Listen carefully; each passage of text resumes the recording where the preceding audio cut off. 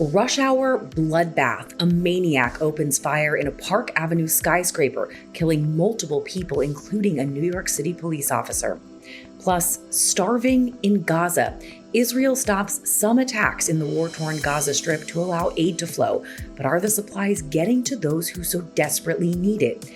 And fashion police. Sydney Sweeney catching flack for an ad campaign some critics are calling Nazi propaganda. Those stories and more today, Tuesday, July 29th. I'm Caitlin Becker, and this is the New York Postcast. The NYPD is piecing together what led an armed madman to brazenly waltz into a Manhattan office building carrying an M4 rifle and open fire Monday night. Police say at around 6:30 p.m., 27-year-old Shane Tamura from Las Vegas barged into a Park Avenue skyscraper and immediately started spraying bullets. Tamura's first shots killed an off-duty NYPD officer who had been working security for the building. He then made his way to the elevators. And remarkably, police say a woman was on the elevator Tamura had called to the lobby, and he let her simply walk past him. The shooter went straight to the 33rd floor, reaching Rudin Management, that's a real estate company. He fired indiscriminately, and then authorities say he turned the gun on himself. According to our law enforcement partners in Las Vegas, Mr. Tamura has a documented mental health history. His motives are still under investigation, and we are working to understand why he targeted this particular location. As of this recording late Monday evening, 3 victims, 2 male and 1 female, were killed in addition to that NYPD officer, and another male was hospitalized in critical condition. Now, I need to paint a picture of how brazen this shooter was.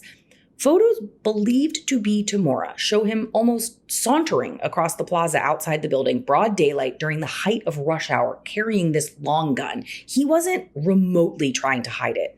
Now, employees inside of the building were instructed to shelter in place while the gunman was on the loose, barricading themselves in with office furniture.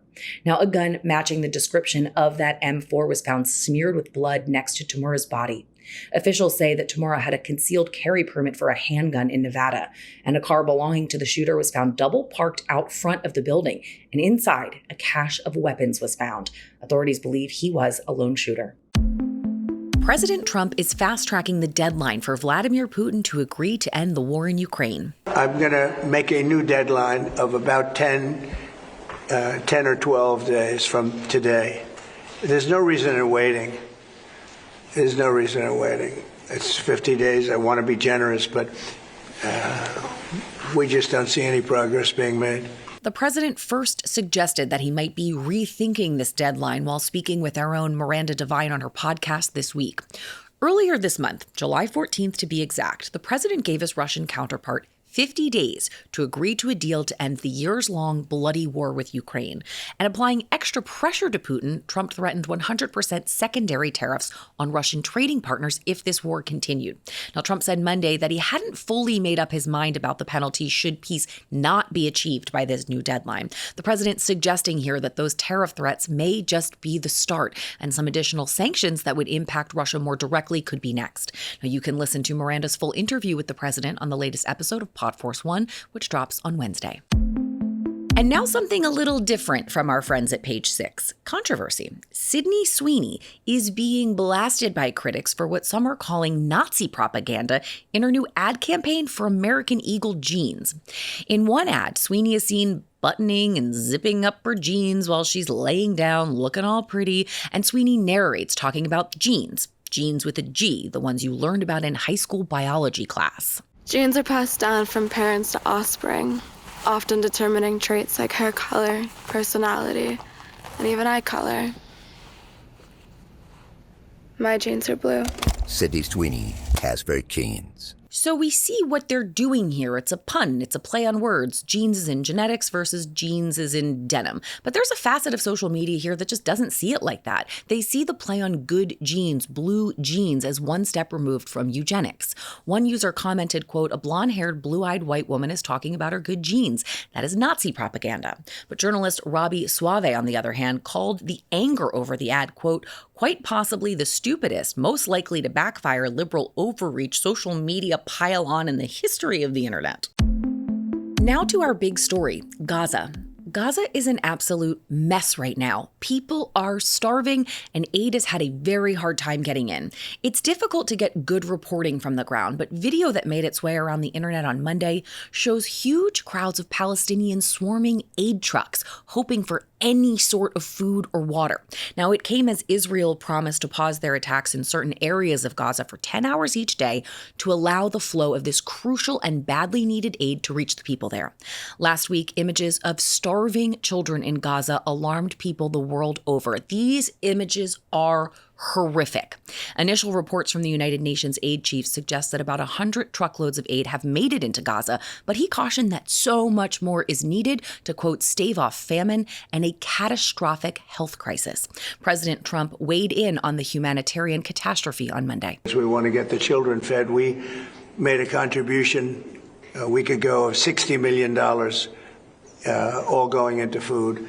We only hope the food goes to the people that need it, because so much, as you know, when you do something there, it gets taken by Hamas or somebody. For more on all this, I'm joined now by the Post's Anthony Blair. So, Anthony, what's the latest on the situation on the ground in Gaza? Is aid getting to the people who need it? Well, some aid is certainly coming through. There was an announcement on Sunday that Israel was going to periodically cease its military operations in the Gaza Strip to ease the delivery of aid through the territory. The UN and various other groups have said that this is only a drop in the ocean of what is required. And essentially, I mean, it is so hard to know exactly what the situation is on the ground with the difficulty of getting journalists into the Gaza Strip. But essentially, what seems to have happened is we're now reaching a kind of war of words between Israel and the United Nations. Israel is saying that it has all the aid ready and that it's this failure of international groups such as the UN to deliver this aid into the territory. Meanwhile, the UN is accusing Israel of not allowing for the safe passage of vital supplies into this territory of some 2 million people. So you really kind of laid that out well there, that no one wants to take responsibility for this. People are starving. People are suffering. So both sides are really pointing fingers here. Our ambassador to Israel, Mike Huckabee, blames the UN and Hamas. Palestinians are blaming Israel. So from your reporting, what's really going on here? And why is it so hard to get aid to these people who need it? I mean, that's a very good question. And I fear that there is no simple answer. What seems to have it seems ridiculous that we're still talking about this 2 years on, and there doesn't seem to be any real end in sight. I mean, there is the UN group, the Gaza Humanitarian Foundation, which is a US funded nonprofit, has come under fire for sort of its apparent inability to deliver aid into the territory.